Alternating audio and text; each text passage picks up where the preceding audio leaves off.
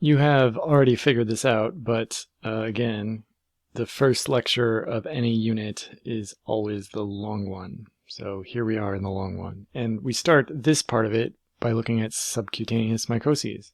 I'm not going to give you much information about this. This is really just showing you what it is called. If you have a fungal infection beneath the skin that spreads along the skin, this is not very common, but it's called a subcutaneous mycosis, and it's when there's a fungal infection beneath the skin.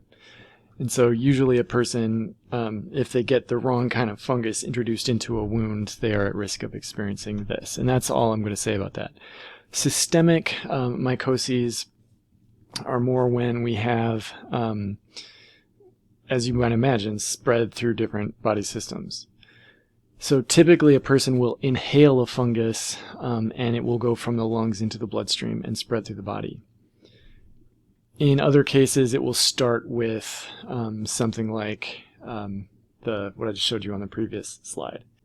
So I'm going to show you several different fungi that can cause systemic mycosis. One of them is, the disease is called valley fever, and it's caused by different species from the genus Coccidioides. And this is known in the southwestern U.S. certainly as an increasingly common disease. It's treatable, but the issue is that people will have asymptomatic infections. What will happen is it'll grow in cows and sheep, and they will defecate, and eventually everything turns to dust. And in a dry climate, that's what happens. That's why it's endemic to the Southwest. And so if someone inhales these cells, they'll have a long, weeks-long incubation time with no symptoms, and then they'll get a mild form of pneumonia. That's the most common. That's the most common outcome. But people with risk factors like immunosuppression or advanced age, so a small percentage of people will get a life-threatening meningitis. And so that is pretty well known, and that's scary. That's something you have to keep track of in public health, because that meningitis is dangerous, very dangerous.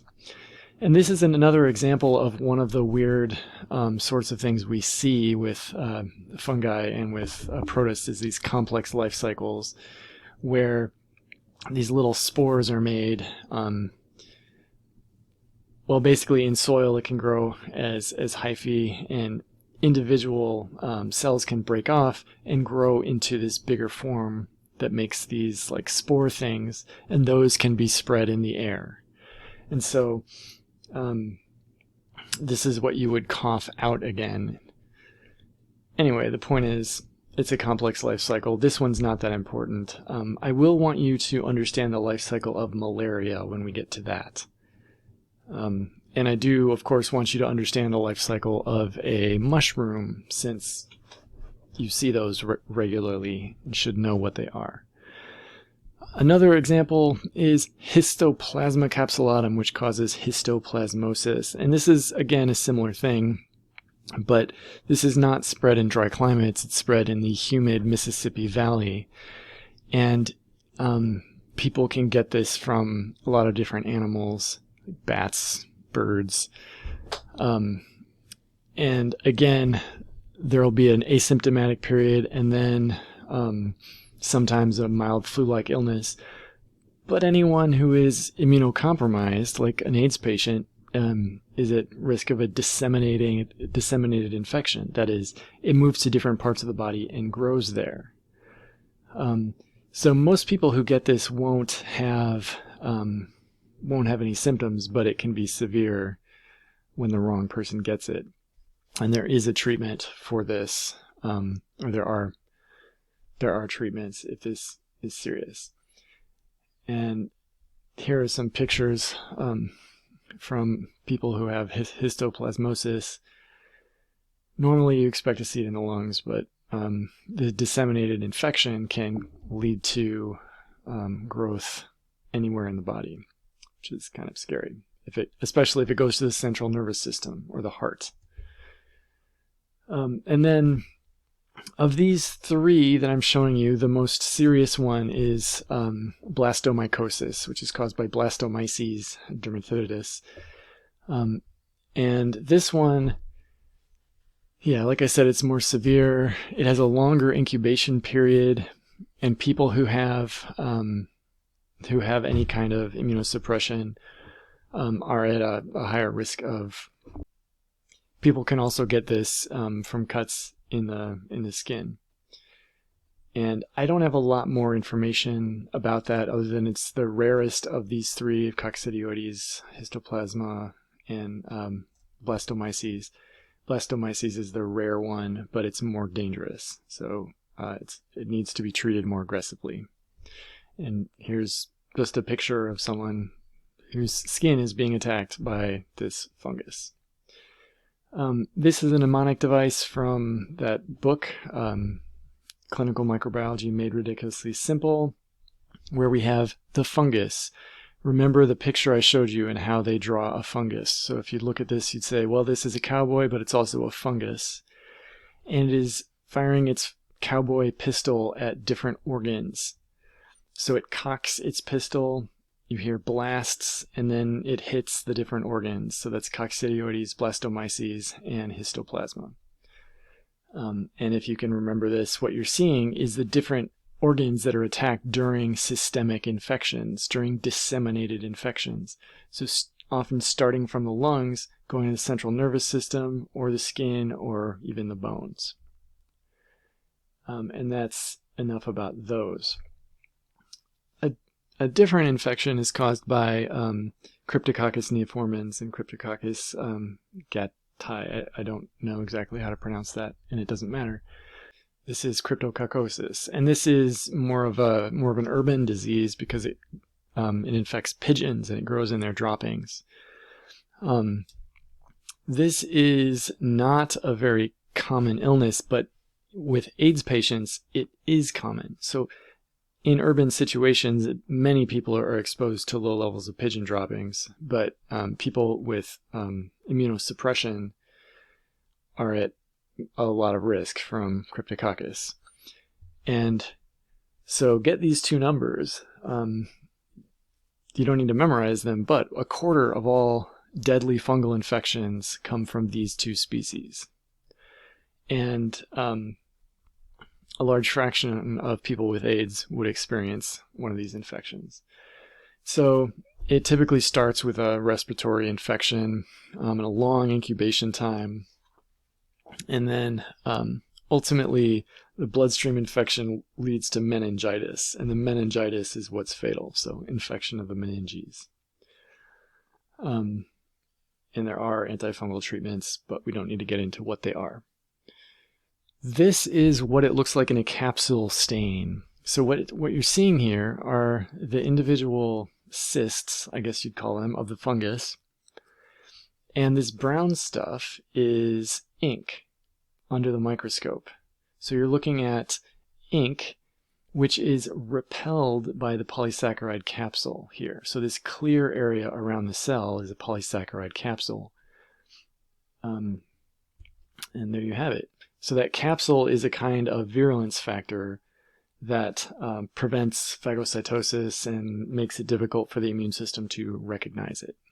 Also, any organism that's covered in carbohydrates is difficult to attack because a lot of our immune system is aimed at identifying proteins, not carbohydrates.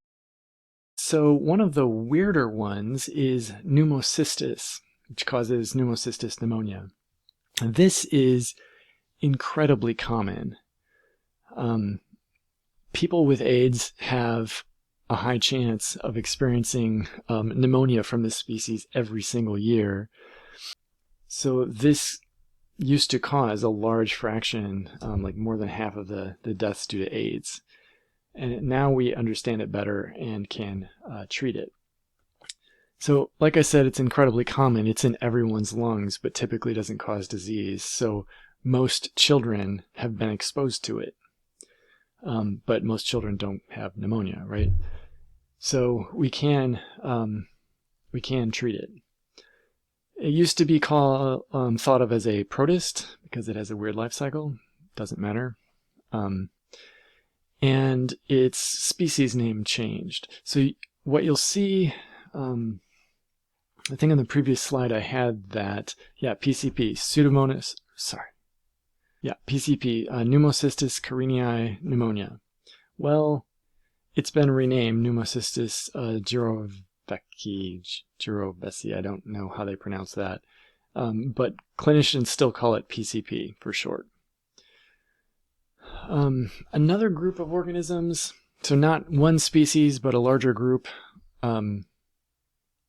something like a family or class of fungi, cause Mucormycosis. And these are some kind of gross pictures, and the one on the next slide is much worse. This is a fast-moving, fatal, opportunistic infection. And several different fungi called, they're all from the same phylum, but I think that they're all within a smaller group. They're called Mucormycetes. And people who have significant dysfunction at the epithelium, so they either have acidosis or burn or complete immune dysfunction, they can get an overgrowth of this fungus. And it can penetrate deeper tissues. And that's what you're seeing here is a person has a deep tissue infection, and they've had to be surgically debrided and removed both the skin and layers of muscle to get to it, and they're seeing huge amounts of fungal growth. That is horrifying. I don't know if this person lived very long after this or not. But it begins with some kind of a skin infection that will spread, and this would be necrotic changes like gangrenous changes where the tissue just starts to die because it's being attacked and its blood supply is disrupted.